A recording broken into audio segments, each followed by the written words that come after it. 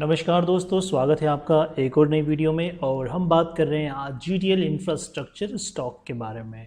ये एक penny stock है। क्या ये स्टॉक आने वाले टाइम में एक मल्टीबैगर स्टॉक बन सकता है? क्या इस स्टॉक में हमें इन्वेस्टमेंट करना चाहिए? क्योंकि हर रिटेल इन्वेस्टर पेनी स्टॉक्स में इन्वेस्टमेंट करना ज़्यादा पसंद करता है कि वो ये एक्सपेक्ट करके चलता है कि आने वाले टाइम में उन्हें ज़्यादा गेन मिल सकता है। तो इसी स्टॉक के बारे में आज डिस्कस करने वाले हैं। वीडियो में आगे बढ़ने से पहले अगर आप चैनल पर पहली बार विजिट कर रहे हैं तो चैनल को लाइक कर दीजिए, सब्सक्राइब कर दीजिए, ताकि इसी तरह के वीडियोस के नोटिफिकेशन आपको मिल सके। तो चलिए हम डिस्कस करते हैं जीटीएल इंफ्रास्ट्रक्चर स्टॉक के बारे में। जीटीएल इंफ्रास्ट्रक्चर स्टॉक को हम स्क्रीनर पर चलकर देख लेते हैं। अगर ये स्टॉक में देखें तो ये इनकॉर्पोरेटेड 2004 में ये स्टॉक लिस्टेड हुआ था। एंड ये बिजनेस है providing share passive telecom infrastructure company है, जो टेलीकॉम टावर्स में कंपनी डील करती है। इसकी वेबसाइट ओपन करके देख लेते हैं। तो इसकी वेबसाइट अगर आप देखेंगे तो कुछ इस तरह से आपको इसकी वेबसाइट देखने को मिल जाएगी दोस्तों।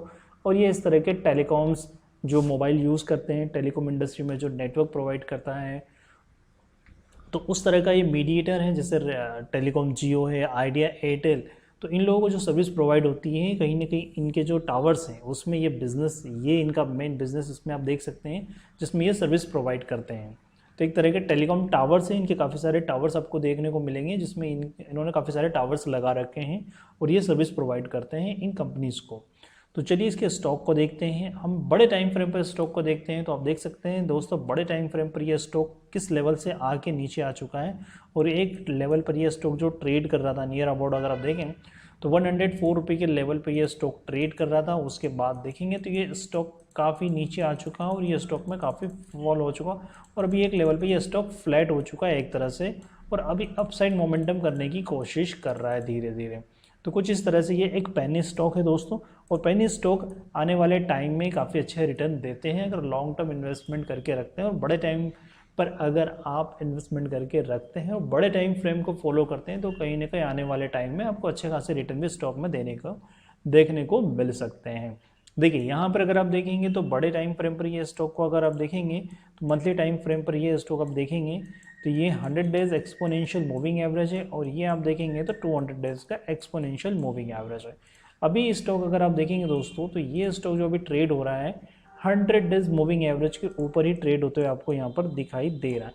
और कहीं ना कहीं ये अपने 200 डेज मूविंग एवरेज के ऊपर क्रॉस या टच करने की कोशिश कर रहा है। और ऐसा माना जाता है कि 200 डेज का जो एक्सपोनेंशियल मूविंग एवरेज है, अगर स्टॉक इसके ऊपर निकल जाता है दोस्तों, तो फिर स्टॉक जो है एक बुल रन में चलने को रेडी हो चुका है।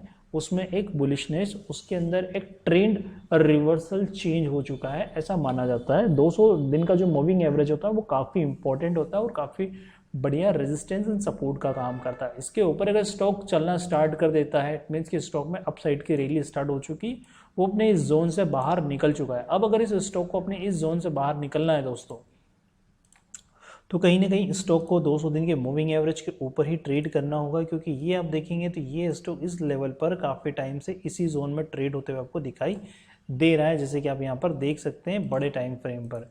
क्योंकि काफ़ी सारे ऐसे स्टॉक्स होते हैं जो ब्रेकआउट करके निकलते हैं और अपने जो है लेवल को जब ब्रेक करके निकलना स्टार्ट होते हैं तो फिर उनमें एक अच्छा खासा मोमेंटम हमें देखने को मिलता है, और तब जाकर कहीं ना कहीं ये स्टॉक जो है मल्टी बैगर स्टॉक बनते हैं। तब जाकर आपको जो है बेनिफिट मिलता है दोस्तों। टाइम देना होता है, लॉन्ग टर्म इन्वेस्टिंग होती है और इन्वेस्टिंग में ही पैसा बनता है।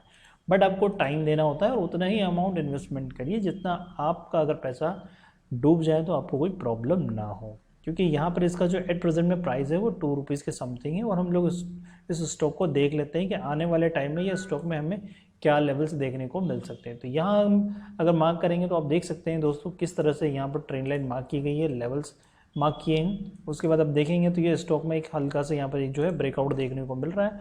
लास्ट 2 मंथ से ये स्टॉक में ब्रेकआउट हमें देखने को मिल रहा है और ऊपर की तरफ ये ट्रेड होते हुए हमें देखने को मिल रहा है। अगर आप देखेंगे तो देख सकते हैं इस ट्रेंड लाइन के अकॉर्डिंग अगर आप देखेंगे दोस्तों, तो यहाँ पर ये लेवल पर आप देखिए कि किस तरह से ये स्टॉक में जो है हमें इस लेवल के आसपास जो है सपोर्ट यहाँ से देखने को मिल रहे हैं, इस लेवल से अगर आप मार्क करके चलते हैं तो। और इसी लेवल के आसपास अगर आप देखेंगे तो यहाँ से ये स्टॉक में जो लेवल निकल कर आ रहे हैं 3 रुपये 65 पैसे के लेवल निकल कर आ रहे हैं। ये लेवल तक ये स्टॉक टच कर सकता है।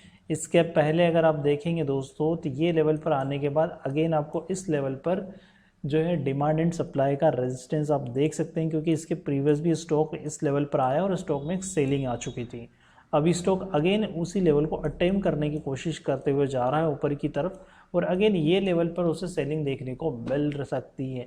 अदरवाइज़ ये स्टॉक अगर इसको ब्रेकआउट करके निकल जाता है ऊपर, तो फिर आपको ऊपर में जो लेवल देखने को मिलेंगे वो 4 से 5 रुपये के लेवल देखने को मिलेंगे, और ऊपर में अगेन इस लेवल पर जो है सेलिंग फिर देखने को मिलेगी। सेलिंग देखने को इसलिए मिलती है दोस्तों कि काफ़ी टाइम से जो लोग पहले इस लेवल पर बाय करके बैठे हैं उन्हें ये प्राइस मिल जाता है, तो वो इस लेवल पर बेचना चाहते हैं, क्योंकि वो ऑलरेडी काफ़ी टाइम से इस स्टॉक में वेट करके बैठे हैं और वो चाहते हैं कि अब मैं इस स्टॉक से निकल जाऊं। काफ़ी टाइम से वो इसी लेवल पर बैठे हैं। कुछ लोग 2021 से इसी लेवल पर बैठे हैं कि ये स्टॉक में वो एक्सपेक्ट कर रहे थे कि ये स्टॉक मल्टीबैगर स्टॉक बनेगा इस रैली के बाद से, कि ये रैली जो चली है तो स्टॉक इस लेवल पर आ सकता है, वो ये एक्सपेक्ट करके बैठे थे, बट स्टॉक नीचे आ चुका है। अब ये इन्होंने इतना टाइम स्पेंड कर दिया है 2021, 22 और 23, लगभग 3 साल से वो इसी लेवल पर बैठे हैं, तो वो चाहते हैं कि अब ये स्टॉक इस लेवल पर आ जाए तो मैं इस स्टॉक से पीछा छुड़ा लूँ और स्टॉक से एग्जिट कर जाऊँ। तो आप देखेंगे कहीं ना कहीं ये इस लेवल पर अगर आप देखेंगे तो ये एक डब्ल्यू पैटर्न बनते हुए स्टॉक दिखाई दे रहा है, और जब भी डब्ल्यू पैटर्न ब्रेकआउट करता है ऊपर स्टॉक में हमें एक रैली देखने को मिल सकती है दोस्तों। तो कहीं ना कहीं अगर आप इन्वेस्टमेंट भी करें तो एक छोटे लेवल के आसपास इन्वेस्टमेंट करिए नीचे के लेवल पे, क्योंकि स्टॉक नीचे से और कितना नीचे जा सकता है। बट अगर कहीं आप ऊपर के लेवल पर बैठे हैं और देखिए यहाँ पर जो लोग एंटर करके बैठे होंगे कि ऊपर जाएगा बट स्टॉक नीचे आ गया, तो कहीं ना कहीं ये जो प्राइस बनती है वो 4 से 5 रुपये की, और बड़ी क्वान्टिटी में बैठे होंगे तो उन्हें यहाँ पर लॉस देखने को मिला। उनका कैपिटल बिल्कुल आधा हो चुका था। अब अगेन वो इसी लेवल पर बैठे हैं और एग्जिट करना चाहते हैं कि ये लेवल आ जाए, तो यहाँ से भी सेलिंग आपको देखने को मिल सकती है। तो एक बार अपना सेल्फ एनालिसिस बिल्कुल करिएगा दोस्तों स्टॉक में एंट्री या एग्जिट करने से पहले। और यहाँ हम इनके प्रोमोटर्स होल्डिंग भी देख लेते हैं कि स्टॉक में किस तरह से आप देख सकते हैं। सबसे पहले इसका मार्केट कैप देखिए 2690, मार्केट कैप काफ़ी अच्छा है। बुक वैल्यू आपको माइनस में देखने को मिल रही है। यहाँ पर क्वार्टरली सेल्स की हम बात करें तो इनके नेट प्रॉफिट आप देखेंगे तो यहाँ पर बिल्कुल आपको जो है आफ्टर टैक्स डिडक्शन देखेंगे तो बिल्कुल कंपनी आपको जो है माइनस में ही देखने को मिल रही है। वहीं हम बात कर लेते हैं प्रॉफिट एंड लॉस ईयरली, तो ईयरली भी आप देखेंगे तो कंपनी कुछ खास नहीं कर रही है, देख सकते हैं बिल्कुल माइनस में ही कंपनी आपको देखने को मिल रही है। वहीं हम बात कर लेते हैं इनके इन्वेस्टर्स की कि इसमें शेयर होल्डिंग पैटर्न में अगर आप देखेंगे तो कितने शेयर्स होल्डिंग पैटर्न में, प्रोमोटर्स की होल्डिंग कितनी है वो देखिए, प्रोमोटर्स की होल्डिंग बिल्कुल नहीं के बराबर है। एफआईज बिल्कुल नहीं, 0.10 होल्डिंग है। डीआईज की बात करेंगे तो 44% की होल्डिंग आप देख सकते हैं।